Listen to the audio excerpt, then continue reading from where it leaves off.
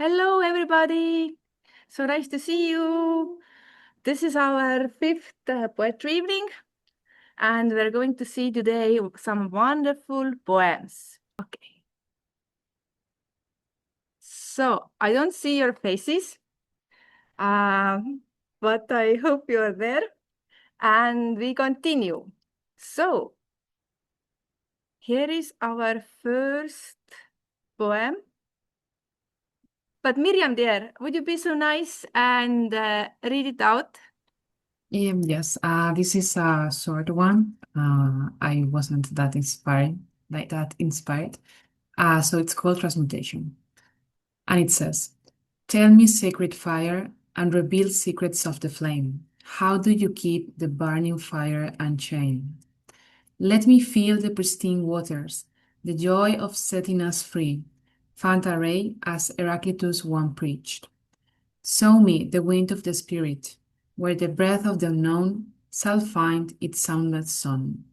Please, Mother Earth, allow me to merge in your beating womb, recognizing my roots within your bones. Wow. How is my roots in mother's bones? Like, I feel that this is like very deep idea here. But Uh, yes, it's. I try to play in the sense that we have bones, and the earth, like the trees, have roots, but it's almost the same structure that support us, but it's also the earth supporting us in every sense. So that was the idea, more or less. yes. And tell me, sacred fire. It's like a sacred fire. It has like a vibration. It has a story or a song to tell you something, reveal something. Mhm. Yes, yes, And yes. how to keep the burning fire unchained. Is it is it possible to chain a fire? No, no, it's not. But you when you put a fire, for example, in the fireplace, you limit the fire to the fireplace. So Ah, it's in the sense that uh, is it possible to be really free? Because we always have a structure. So yeah. it's Yes, that's true. Yes, can I have this flame going on in everybody, not only like in this me. Let me feel the pristine waters, the joys of setting us free. Ah, yeah, Pantarei, as Heraclitus once preached. Can you say something about it? uh, Pantarei or Fantarei. I don't know how do you say in English. It's Heraclitus said that everything is in constant motion. But to be honest, Fanta Ray refers to the sacred fire, not water itself. So this is something that I just made up a little bit. But it's this idea of nothing ever is at one place. Nothing is quiet. Everything is in a constant movement. That is also, I think, in the Secret Doctrine prologue. Blavatsky speaks about Heraclitus and the other philosopher that I just can't recall the name right now, but he was saying just the opposite to Heraclitus, that everything is static. The being is static, and Heraclitus was saying no, everything is movement. And Blavatsky is kind of saying it's a balance. It's really quiet, but it's really moving. Ah, so Heraclitus was the one who says everything is moving. See, and the other Parmenides. The other is Parmenides. Parmenides, yes. I was thinking when I was reading it, you're talking about Hercules, but I was thinking maybe it's a nice Spanish name for him. But this is so cool that I should look up this uh, philosopher. Show me the wind of the spirit, where the breath of the unknown shall find its soundless song. This is so nice. That breath had its own song. The wind of spirit. Oh, yes, because it's like moving, but you cannot like see it, but it is moving. And please, Mother Earth, oh, so nice. Allow me to merge in your Thank you breathing so moment. much, Monica. Yeah. You are so loving and so caring. This seems like let me have my last sleep in like let me allow me to merge in your breathing mom. It's like let me die in your hands or something like a mother. Yes, yes, Ah, exactly like a mom. recognizing my roots in your bones. Oh, so let's be even closer than the skin. Let's reach to each other's bones. Wow. Wow. Yes, please, Catalina. Chicken. Hi. Yes. Wonderful poem. Yeah. And Indeed. yeah, I mean, what I got from it is that the four elements, the fire, the water, the wind, and the earth, out of the five elements that we have. And basically, once we begin to realize our relationship, the oneness with them, the mysteries of nature uncovers to us, and that's when we feel freedom, complete freedom. So that's what I gathered from this wonderful poem, like so nicely written. Thank you so much. Yes. Thank you. Thank you so much. Love it. Yes. Yes, Catalina, please. No. I guess that was a comment. Ah, I guess Eileen has her hand raised. Wailing. Please, Wailing. Yes. Yeah, I like the part about the soundless song because it's like, the song's supposed to have something, but then it's soundless, so there's a contradiction. Like most of our writings has this thing like this voice and the silence, like the voice of the silence. So it reminds me of that. There's a voice and then yet there's a silence, you know? So it Yes. sounds like that soundless sound actually reminded me of that, like how you have to see beyond, like though there's something there, but you have to look beyond. That's what it's trying to imply. Oh, Yes. that's so beautiful. Yeah. Yeah. Let's take another one. Dear Miriam, while you are here, do you mind reading this one also? Oh, of course. Where Everything Begins by Gabriele Sabetta. The light fades over the edges of the world. A thin breath lifts each new day. A soft wind with no sound touches a border and vanishes. Everything is a doorway, a blade of grass, a shadow that lengthens, a wind that caresses the sky. The silence opens like a secret spring. Time never stops blooming. So lovely. Like Yes. eternal spring, never stop blooming.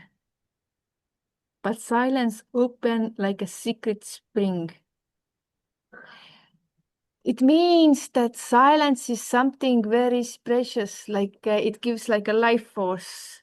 What spring gives it, the life force comes up and life starts. And I think this mystical silence is holding that, um,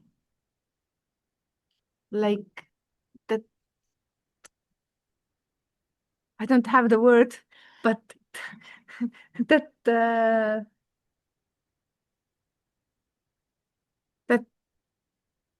thing of that is same for the time and spring. Sorry. Yeshika and Kata, please. I find amazing. I don't know how I have heard that this happens in these poetry events that the poems go like in a natural flow, and I find like both poems are like a complement of each other, but also both are like a flow, like this Heraclitus flow. Everything flows, and it's beautiful to see, as you mentioned, Marika, the presence of the silence. And that makes me think how valuable the silence is, not only in poetry, but in the spiritual life. Both very beautiful poems and perfectly complementary. Thank you, Miriam and Gabriele. Yay. Thank you, Gabriela and William. There are so many. The light fades over the edges of the world and the soft wind. Yeah, the theme of wind is also there, the no sounds. And this everything is a doorway to that, what you were saying, the eternal movement and everything. I also feel that very much goes with the last one together.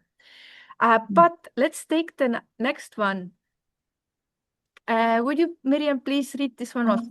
Of course, of course. Traces. In deep silence, the soul searches for a face that slips away, always just beyond. Each thought is a flickering light, a reflection of being revealing itself, then hiding. Truth appears at the edge of time, an abyss calls, but is never filled. There is no stillness, only flow. The wave breaks on the shore again and again. Being rises from the shadows into flesh and bone, shows itself once, only to retreat. Every word is a fading trace, every question a step into the unknown. Wow, I also like how the flesh and bone theme comes repeating in here, but also like every question is a step into unknown to unravel it and to understanding it more. And always just this beyond, it slips away. Each thought is a little bit light. Yes, yes, please, dear Catalina and Shikar. This verse, there is no stillness, only flow. The wave breaks on the shore again and again. I mean, it's so beautiful, and it makes me think of the cycles, the constant movement, the constant evolution, but also every word is a fading trace. Every question a step into the unknown. So it's also the impermanence, and it's also the, I mean, being always like ready to ask, ready to be open to the unknown, to the answers. Those two verses for me are really, really powerful in this form. They speak a lot in few words, but deep and very, very well put words. Yes, to me, it's this idea of, I don't know how you say exactly in English, but you can approach to the flame, but you will never touch it. Yeah. Because if you touch it, that means that it's a fix, something fixed, and it's a constant flow, right? That's right. But I like Catalina also say, the wave breaks on the shore again and again. It's a wave, but first time I read, I saw a wave like amazement, breaks on the shore again and again. Because if you are, I like Einstein said, you can live your life two ways. One, that nothing is miracle, or the other, that everything is a miracle. And I was thinking like the wave, like you're amazed, like how this life is again and again. You get amazed, but it's never like still. It's always flowing. It's always ongoing, and like you said, Heraclitus also said that everything is moving. So I can feel how this. Like there's not really three different poems. There's some kind of how can I say? I feel the hint of like a poetry book or something that's very nicely together. Yes, please, Kata and Shikar.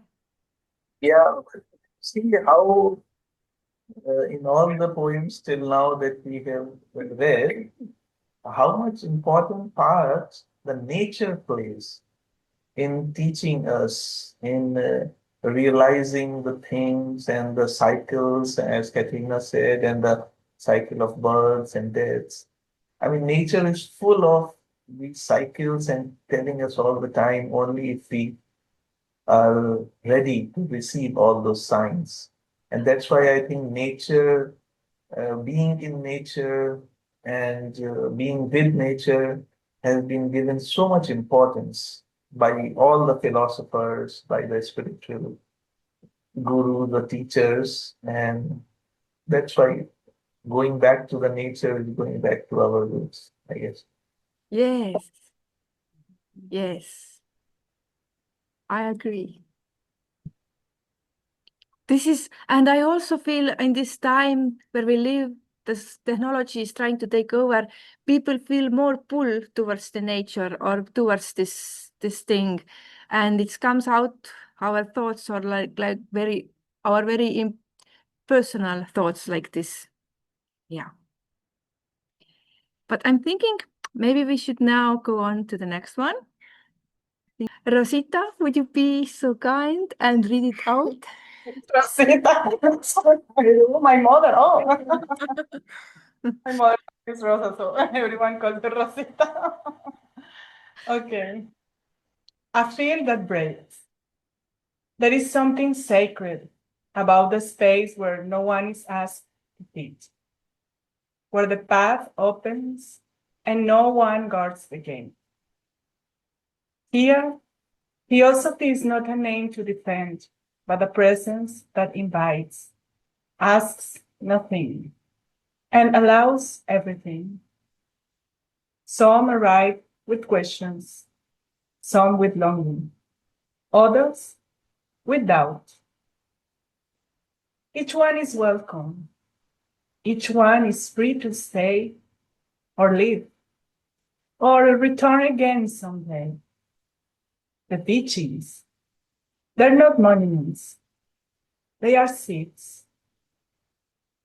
They must be planted in living soil and allowed to grow into something real. And if they do not serve the soul or nourish the world, then we must ask, what are they for? Now, new tools speak in new tongues. Artificial intelligence can help us remember that truth wears many faces. It can shape learning to the individual, translate silence into sound, build bridges across time and language so that meaning is not lost, but transformed. Let the young shape the forms. Let the elders carry the fire. Let both sit down together, not to teach or correct, but to listen and discover what still wants to be born. As for me, I stayed because I was free to go. I stayed because no one told me what to believe. I stayed because I found companions who did not need to agree, only to walk with me a while. This is what matters. Not the books, not the structures, but the quiet and the love that lingers when everything else is stripped away. Wow, so nice. We were just talking about how the nature is coming from because of the artificial intelligence is pushing in one, and you just brought the same theme inside here and telling the same idea in your beautiful words, like how it is speaking it is helping us in so many ways and the younger generation. But what is more important is not to correct each other, but to listen and try to discover and try to see what still wants to be born. This is so nicely said. Yes, these lines, let the young shape the forms, let the elders carry the fire. It's a beautiful way to put it. How we learn by our elders, but that it's so important that kind of they give us the legacy to adapt it to the times, to the form that times require. It's really beautiful. And also when it says, I stayed because I was free to go.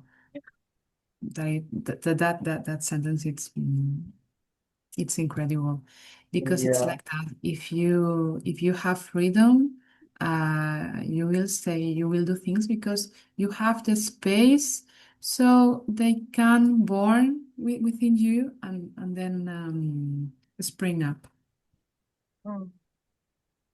Exactly. I think, although I'm sitting in the same frame, but that poem when I read was like, I thought, wow, because it's such a wonderful message. I mean, it has so many messages, so many things. First of all, the constant generation gap that keeps happening, whether in a family or in theosophical circles, that senior members want something, the younger want to do something.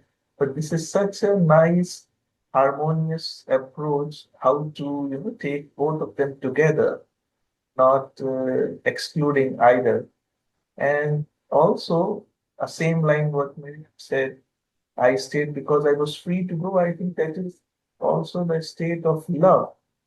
It is a famous saying, no? That if you love someone, let the person free. And if they come back, they are yours. And if they leave, I mean, they are free to go. So, because love is not possession. So, only when we try to control people or try to put in our something, then there is always, force. But when the person is free to go and then chooses to stay, that's important. So, yeah, that's very beautifully written. I agree. This is a very beautiful way. And also, like you start with theosophy is not the name to defend. It is a present that invites. It doesn't invite maybe yet all, but it's a present that invites those that who are ready. And you do not have to explain. Those who feel the call or feel the invite will understand, and those who are not yet ready will understand sometime later. This is, I feel like, oh, so beautiful. There is something sacred about a space where no one is asked to fit. You don't have to be something else that you are not. Yes, Lakshmi, please. Oh, I think it wonderfully puts the different aspects of theosophy into place, especially considering how it is now, and including how it's not about all the knowledge, and it's not that is not the first principle, but it's about the love, the coming together, being together, and that brotherhood is what is more important. I think it puts it really well that way. It's not about the dogmas. And if it's not a living wisdom, just like how it must be planted, then it is. Then we must question why and what that knowledge is for. I think that is put very beautifully. So yeah. Yes, I agree that the most important is the brotherhood. And you see, like he says, some of those brothers arriving with questions, some with longing, and some with doubts. But each one is welcome. Each one is part of the brotherhood. It is, and each one is free to stay or leave, whatever they feel. But if they choose to leave, they are also welcome to return someday. This is really, really so welcoming, so open, and nothing more. Like there's not a word about brotherhood, but this is actually speaking about it. Yeah. And teachings are not monuments, they are seeds. And when the time is right, they will grow something real. Yeah.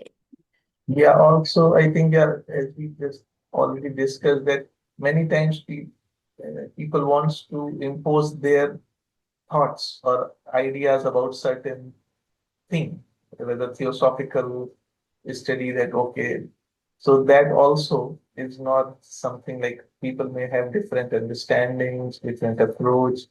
So everyone coming together in harmony without any arguments. Yeah. Yeah. Coming together, and if they don't feel okay, then they can leave, but they should know that they're always welcome back. This is really, really nice. Yes, but I totally agree with that because as in everything else, for example, in science, maybe humanity comes up with a theory and then that's it. But then time changes, the technology changes, and that idea is no longer valid. It transforms to everything else. And that is also the beautiful thing about theosophy, that nothing is fixed, it's in continuously evolving. So yeah. Yeah, that is true. One more thing. Yeah. So there's my favorite thing in this whole poem. So that line, it can shape learning to the individual and translate silence to sound. Especially that translates silence to sound, I just find it so special. Yes, and I feel like this is the fourth poem in a row that are mentioning the silence and in another angle yet. So this is really beautiful. Thank you. Shall we take another one? Yeah. So let's see. Lakshmi, would you be so nice and read this one out? Okay. By the way, context.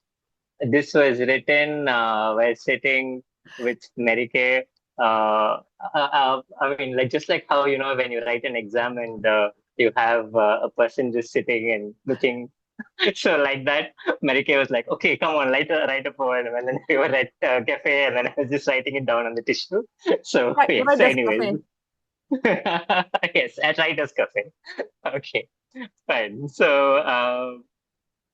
We are filled with actions, and our body is the field. What we choose to sow, the results it should yield. Pervading the body is the knower of the field, the still observer within, with true knowledge to wield. He lies deep inside, beguiling nature as a shield, waiting to be awakened for our inner light to be revealed. So nicely put. Can you remind us what this word beguiling means? Yes. So actually, beguiling, it just came intuitively. I did not exactly know the definition when I put it. So I told Marika to check the word beguiling. But yes, it fit perfectly. It means that it's like a mystical kind of how you veil things with magic, that kind of thing. So it's like how the soul is actually veiled through the magic of the rest of our nature, the rest of our world. Our animalistic nature, our human nature. It's shielded. The true essence of our soul is shielded by all those by our other nature. So, which is why I put the word beguiling. And once we come out of all that magical veil, then we can know the soul as it is. So that is the idea behind it. And it was also like I had seen this thing in the I had seen this thing where our body is compared to a field where a farmer sows the grains and seeds and all that. So the reason is why the reason is because you have actions that we sow in the field, and it takes a long time for it to actually fruit. So let's say you start working out or something, and then it comes, the effect comes only after a certain period of time. So just like how farmer sows the seed, and only after a some amount of time, the results come out, and he can yield. He can get the yield. So very similar. So that is the comparison in that first paragraph. Wow, so good. Please, Shikar. Yeah, wonderful, LK. I mean, in such a few lines, you have expressed such a deep philosophy. What I gather, I mean, from this is especially those lines, the last three lines. The still observer within lies deep inside, beguiling nature as a shield waiting to be awakened. That one life is manifesting to different forms. Beguiling nature, I feel like nature here is like material forms. So, and one life is in everywhere, but it is expressing itself in so many forms. So we are like deceived by it. Yes. And we concentrate on the forms rather than the life, waiting to be awakened for our inner life to be revealed. So very beautifully Exactly. put. Very beautiful. Yes, you got that. Yes, yes, yes. Amazing, Shikar. You got that. This thing. That's what I was. Very beautiful, actually, Kantan. Yes. I mean, as Shikar said, is so much in so few words. It's like this kind of writings that invite you to, I mean, you read and you have to reflect upon for a long time, because each part has like they are like capsules of wisdom. So the more you reflect, the more you read, the more you can take out of it. And I love like the first sentence, we are filled with actions and our body is the field. It's like this acknowledge of our reality, our limitation, but how at the end of the poem is like this is resolved in this awareness that we are full of light, and we have to begin to recognize that in order to go and like unveil that and let our light shine. Very beautiful. Thank you. Actually get a very, very,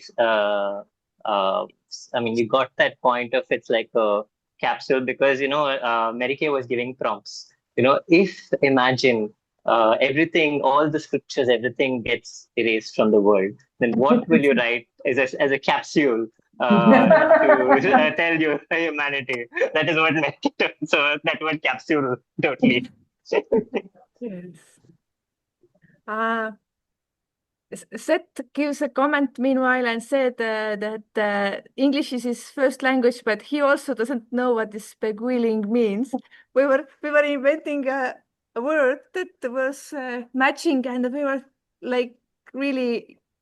It seemed like incredible how nicely the meaning went inside. So, yeah. But dear Miriam. I just wanted to say that I really like the idea of patience that it's in the poem, especially in the last line where it says "waiting to be awakened." Like how the, let's say, spiritual world, for lack of a better word, it's waiting for us to be there to reach that awareness in us. I really like that idea. Despite of the mistakes or everything that we can do, that light it's within us and it's always there for us, loving us. So thank you. Yes. Thank you so much. It is so beautifully put. Yeah, we are filled with those actions, but at the same time, we are choosing what to sow. Like there are things we are choosing what to show by the results that we have, because what we can show is something the rising results that is coming out of our previous action. So by our actions now, we are choosing what to sow in the future. Yeah, I think it's very beautifully, like without saying a word about karma, explaining what it is. Thank you. So let's see a little bit further. Now we have another wonderful poem, and we have the author here. So please, dear. The Tree of Wisdom. The tree of wisdom is my most cherished evergreen tree. It sits peacefully on the soil of life, keeping the balance of my heart. Some people think it's just a tree, but I think it's a symbol of sageness from within. Wow. Wow. Your parents Wow, are, so deep. your parents are so positively surprised. So beautiful. Wow. This is so beautiful. May I ask the author a query? From where did you get this idea of the tree of wisdom? I don't know, I just got it suddenly. Intuition. You can, Also, the name is a bit never mind. no, tell me. Because from the last poetry, my name was written as Yuna Agnihotri, but it's actually Yuna Agnihotri Saza. Never mind that. Oh, next, he told me too late. You have to, yeah. I think I'm really amazed. Of course, on one hand, 11 years old, but when you read these lines, it's like the wisdom is something that balances our life. And it's the symbol of sageness from within in the current times, no? When stress, depression, anger, and all those things are going around, ambition, wisdom is the only thing that can keep a person sane. Yeah. So, wow, very beautifully expressed, Yunaji. Thank you. Yes. Keeping the balance of my heart. Yes. And I like how you said that evergreen tree, that it's never like if it's always the wisdom is always going on. It's always there. Whether we like receive it or not, this is another thing. But it is there peacefully. If you find balance of your heart, if you don't, then well, it's still there, evergreen, waiting you.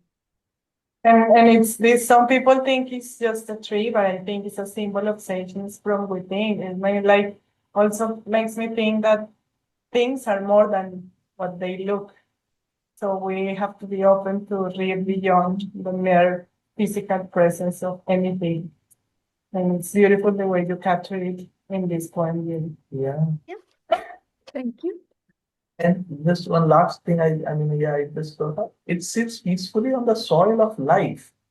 It means the experiences of life, actually, if we take them the right way, give us wisdom. And if this tree of wisdom keeps on growing evergreen, and the life experiences are actually the source, how we take them becomes wisdom. Oh. Wow. Thanks. Yeah. Yes, Anna. Yes, I think my most profound, the most profound line that I think is keeping the balance of my heart, because if the heart can be, you can lose heart sometimes, you can become detached and all that. But I think that balance, keeping that balance of the heart and enjoying life as it is, comes from the wisdom. So I think that is a very, very key line, or it's such a profound line. Really like that. Thank you. Shall we move on? Yes, let's move on. We have from the same author another beautiful. So if anybody is gonna ask how I was inspired to write this, I'm actually reading a book called The Color of My Words, and I kind of got inspired by it, so I wrote this poem. The color of power. If power had a color, what would it be? Would it be the beautiful hue of purple or the flaming bright red? Or the bright flaming red? Can colors always be powerful? To me, each person represents a different power, and people are like colors, always different but always powerful. Wow. Yes. You have different different powers, different oneness in diversity. Very beautiful. But it's always powerful.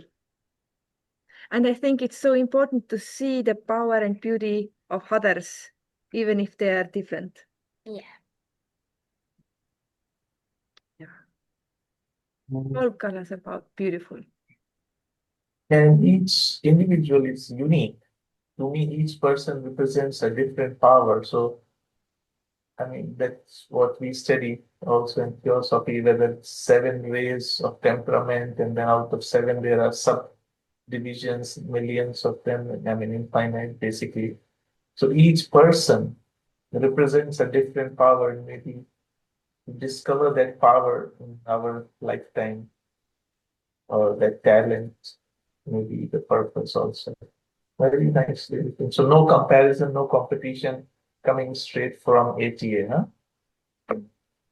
And I like, there is something that I like, the way it developed. Like when I read it, when she showed to me after writing it, when I read the title and the first sentence, if power had a color, what would it be? Of course, a lot of preconceptions comes to my mind. Is she going to talk about power? What kind of power is she talking about? Why is she talking about power? And then as I read, I realized that it's a totally turn of events. Like she just inverts the whole story.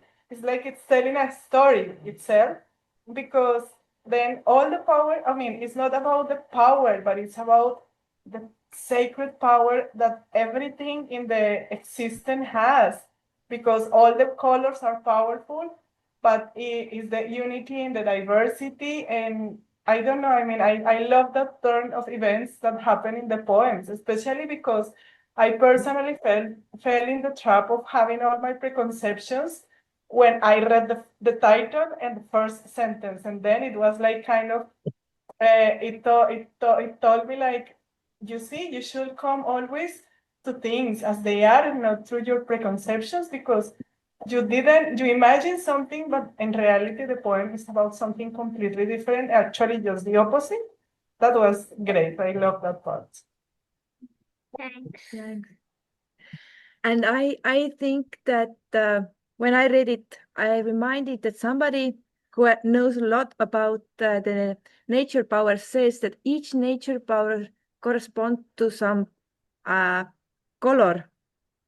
And there are some hidden powers, and this is like really, really beautiful. And you have, I think you have also in this, like the last poem, you have put like more things into it, maybe than you even realize. And maybe when The last one or this one? both, all of them, like I think you have put more of it that maybe in the future when you read, you discover. Yeah. Thank you so much. Let's go on now. Yeah, sure. Let's go on. So, oh, they are wailing. Are you here? Please, would you be so nice? Yes, that'd be so nice. Okay, so I've been doing some inner work and I write this because I feel like very upset about it. about my life situation. So I went to do something that can help me feel better. So the poem goes like this. So, oh inner work, I hate the days that slipped away, lost in the pool of a broken past, where desperate cries remain unheld, unresolved. When opportunity rose with a guide, the long held weight was thrown aside. I leaped with certitude, unafraid, for a healer was found, and the work was begun. The mirror revealed a tear-stricken face, but at last a strong base was birthed. Long gone was the shame, as slowly the tears fell away, and freedom from the past stood its place. O woe, you drift and live, for strength is found within. Strength is found within. Thank you. Wow. This is really nice. Oh, inner work. Oh, inner work. I hate it. So, I understand the first Oh, inner work is the title. Yes, the title. Okay, okay, but it's very nice. But yeah, us, aren't we all in the beginning hate the inner work? It's like very natural for you're comfortably doing your own thing, and then you start have to doing something like extra, like can't you just go without it? But like you said, you hated those days that slip away, and you lost and broken, and you have this desperate cries, but at the same time, there was opportunities rising, and you have the guidance, and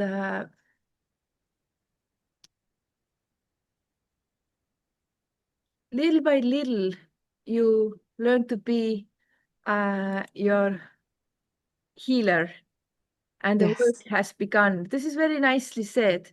Like there's a struggle, and then the healer is found, and then it goes on. And yes, please, Catalina Shikar. I think this poem brings us to the reality, what I think Whaling has really expressed, that it's the whole journey of how, first of all, when we have some difficult periods, times, and we are not able to do anything unresolved, but then slowly with the knowledge, with the wisdom that we gain through whatever theosophy or spirituality, then we begin to work on ourselves rather than changing the people or outside circumstances. And slowly, slowly, the long gone was the shame. Slowly, the tears fell away, and freedom from the past stood in their place. It's a wonderful expression of the whole journey, how to get free, become free from the burden of the past, and by doing the inner work, which is the only way to go. Very nice. Thank you. You explained it very well. Yes, and you write it very well, because I can really see it's from experience. It's from like very sincerely written. Thank you. Thank you. And I'm glad you found the strength within in doing so. Yes, thank you. Thank you. So let's take next one. Yeah.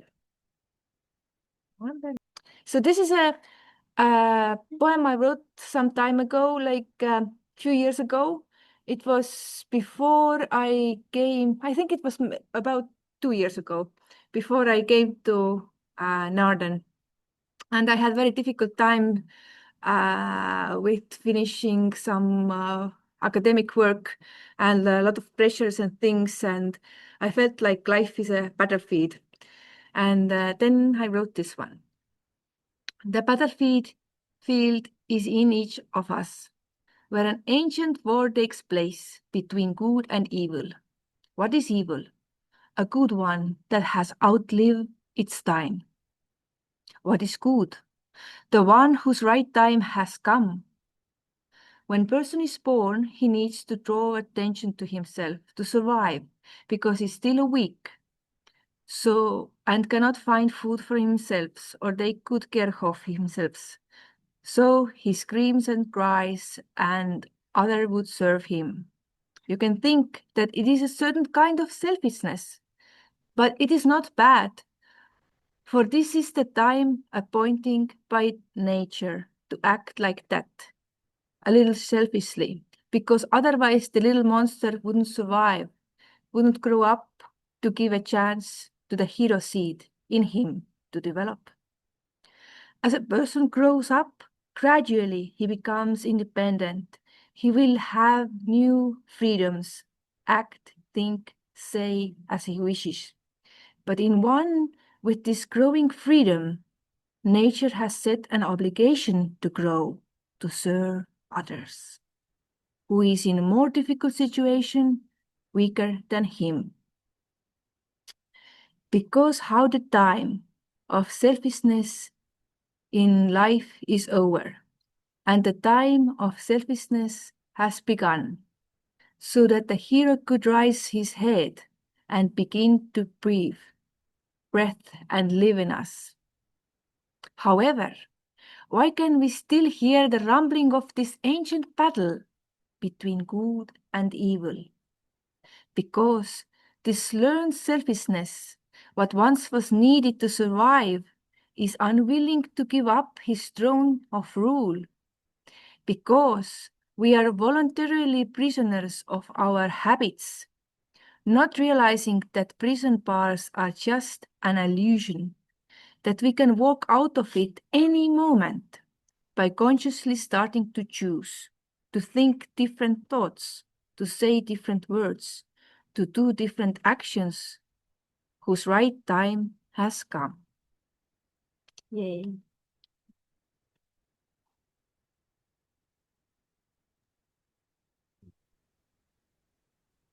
Amazing. Yay. Yeah. Well, I can just say that, yeah, amazing line of thought and so beautifully expressed that selfishness is also necessary till a certain stage of evolution. And then there comes a time when that selfishness becomes, instead of evolution, it starts becoming obstacle in further evolution. So at that time, it has to let go. But then that selfishness doesn't want to leave the throne of rule, because till so many years and to so many births, it has been ruling us through habits, and we are voluntary prisoners. Yes. And the beauty of it that we can walk out of it at any moment by consciously starting to choose.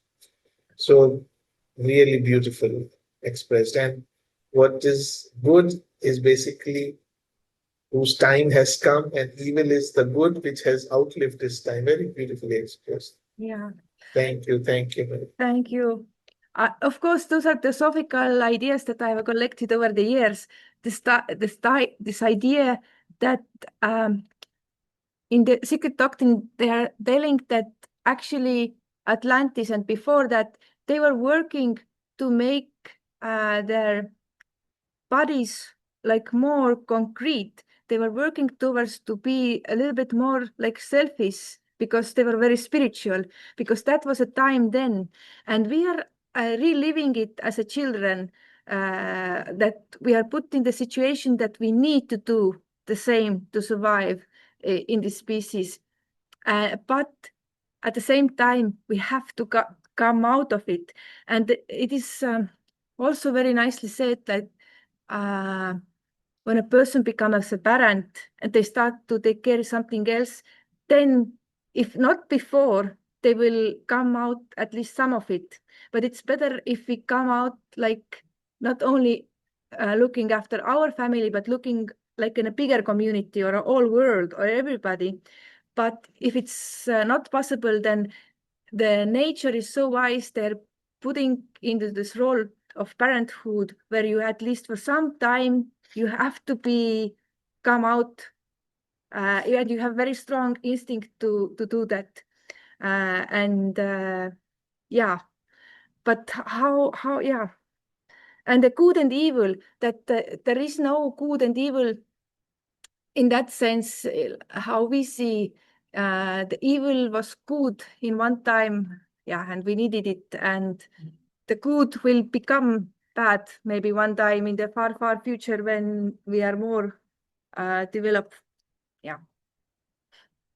But again, this is a lot of beautiful thoughts that has come from the Theosophical teachings. So thank you.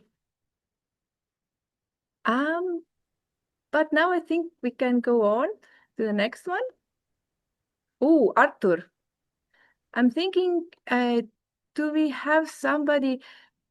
Shikar, would you like to read Arthur's poem? Okay. Okay. Okay. He's not here. He's not Okay. here, yes. Yeah. Arthur is. Oh, actually, Arthur shared with me long time back after the convention his book. Yes. Yeah. So maybe this is from No, that this is book a also. new one. It's, I have his book, but every time I ask people, could they contribute some new poems, and every time he sends me two poems. okay. So this is something. Okay. So that's my. I mean, it's a pleasure to read his poem on this platform by Arthur Rezende titled Creation. We are looking for answers, but we can't find them. We need lots of courage, and we need to shine. Who are our friends? Okay, I'll read once more. We are looking for answers, but we can't find them. We need lots of courage, and we need to shine. Who are our friends?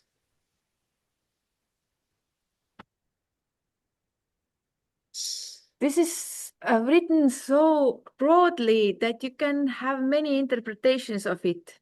I'm thinking we are looking for answers. If we are like true theosophists, or like, I think our really journey takes a little bit like acceleration when we start looking answers, or we get curious a little bit about those things. But we can't find them easily. They're not something like superficially, I ask and I got the answer that satisfies me. Those answers will not be so easily answered by words. Maybe you need the experience as an answer. Maybe the same answer will be enough, but after you had the experience, like before you read it and it's, oh yes, but you can't find them easily, like, but it doesn't mean that you can't find them at all. And we need lots of courage to really go for those answers, to really find those things that is important. And we need to shine. Yes, again, this theme goes in through many poems here, that it is about this beautiful inner light that is needed. But it's not, I mean, I cannot say it's needed. It is there, but we need to like rediscover it. And who are our friends? I mean, aren't all of them are?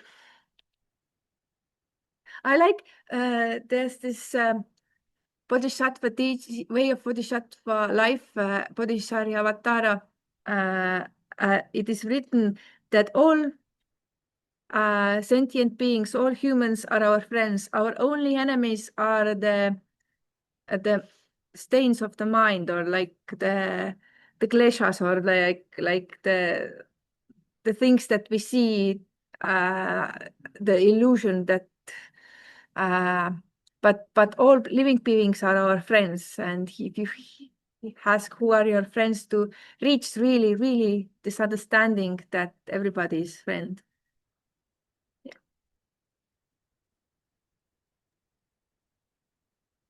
I think I would, as you said, I think he has the capacity to write such mystical poems, and a lot of meanings can be taken from that. What I draw from this is that instead of answers, the word answers to me resonate with the truth. That we are not, mostly we are looking for truth of everything. But with our current approach, we are not able to find them because we are looking with our conditioned mind, and we are trying to find the truth with a conditioned mind, with a prejudiced mind, which can never reach the truth. But for that, we need lots of courage, because sometimes the truth is not as what we expect. It can be completely opposite to our expectations, that can break our ideas about the truth. And when that breaks, that means the selfishness or the I-ness breaks. That time, the courage is the only thing that can keep us going.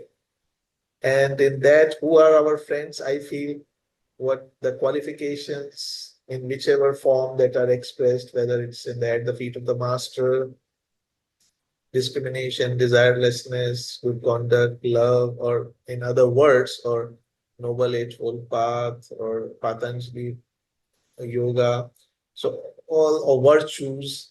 So in this path of knowing the truth, these are our friends. All these steps, if we take and apply in our life, that's what I feel for myself here. Wow, thank you. I also like the idea that we are looking actually the truth. Yes, and the answers are like a wider, like simple way to say it, truth, but we can't find, you can't really reach the final truth. You can reach the like a small truth, not the absolute truth, but the smaller relative versions of it only, yes. But it takes a lot of courage to be all the times in this, that you, in this path, going there, yeah. So beautiful. Let's see the next one he have written. Can you, Shikar, also read this one, perhaps? Okay, my pleasure again. So this is again by Arthur Resende. The title is Life. We are alive. We think about lots of things. When we share life, it becomes clear. We need to rest and to see life as it is. Life is sacred.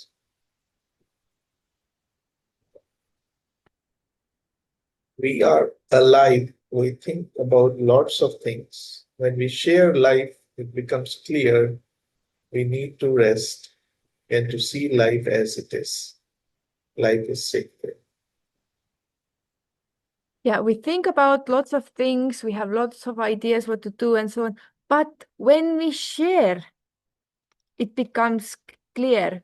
Before that, we have a lot of ideas, but we're not sure which one is like correct exactly. But when we share life, it becomes more clear. And after sharing, we need rest because this takes energy. But then we are able to see the life as it really is, that it is sacred when we reach this sharing. And maybe rest also as a rest in the mind, that you have these things, the thoughts in your mind, but you do not have to go with them anymore all the times if you feel the sacredness of life. It's enough. You can. Yes, I think I get that that understanding also from this, the very same. Yeah. So let's look for the next one. Oh, we have the author here. Would you be so nice Yeah, and read sure. it? You remember what is the The fake joy, I think. Is The that fake- correct? the fake joy? Yeah. We enjoy and waste time. Then we plan and forget fun. We think it's worth it, but then we give up. Why waste so much time and effort? Why waste your time and energy? Well, don't worry, because it's not real. Nothing is real. We live in the illusion of the matrix. But why not enjoy it while we're still human? Why not make every moment sacred? Sorry, spelling mistake. Even if it's fake, make it count, make it matter. Do your best and live to the fullest. Oh, I no, that's edited okay. That's that. okay. That's okay. But it is very, very nice. And I like how the sacred, life is sacred, comes like last poem, tell about it, and you just repeat it. And I just put it something in the end. I didn't like think through, and it's so beautifully how it goes to the end that life is illusion, it's the matrix. Have you seen this movie? Yeah. I was actually going to ask that have you arranged these poems in that order, because one seems connected to the next I one. only thing I looked at the two longs and two small ones are not that all the big long ones are not on top of each other, and that you have like Okay. a little. This is only thing, but I am also amazed how things turn out. Yeah. So, what does author want to say in this? So First thing about all the mistakes. So the other ones I wrote them on paper first, and then like transcripted. But this I did directly typing, so there were many mistakes. Oh, that's okay. But you, as long as you read it out nicely, it doesn't matter.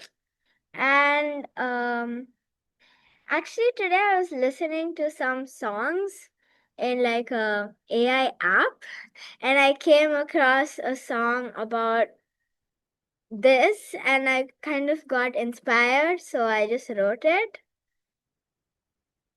So, and one thing that is probably my favorite part of the poem is why not enjoy it while we're still human? As in, we're human, but we're wise enough to realize that this is not real.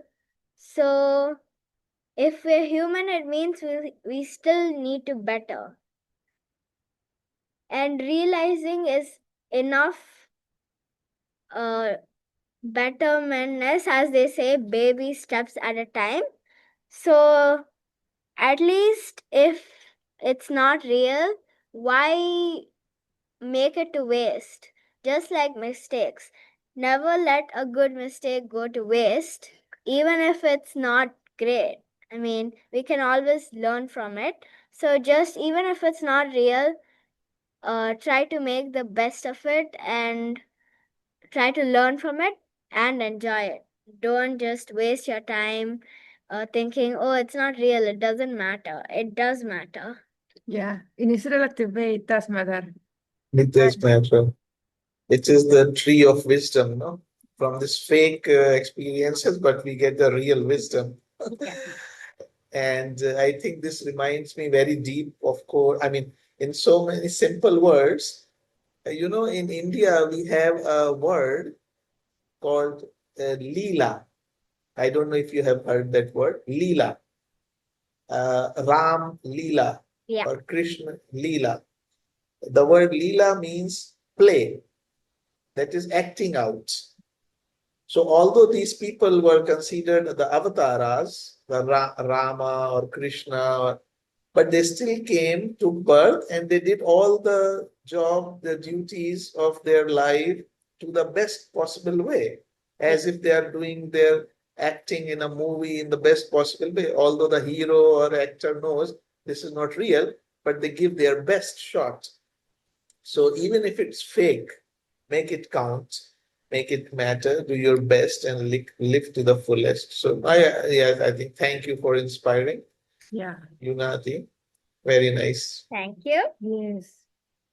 Also, I think not all people yet understand it is an illusion or it is a matrix. But I think it is so important that we have that kind of films like Matrix, or like also some nice fantasy books that talk about those themes and put people to think why people are reading because they feel there is something, there's some aspect of truth that is speaking to them, and